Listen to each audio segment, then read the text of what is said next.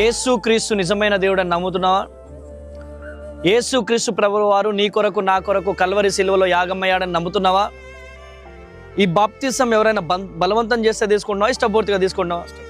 ఇష్టపూర్తిగా తీసుకుంటున్నావు. కృప కలుగును గాక. యేసుక్రీస్తు దేవుణ్ణి సొంత రక్షకునిగా అంగీకరిస్తున్నావా?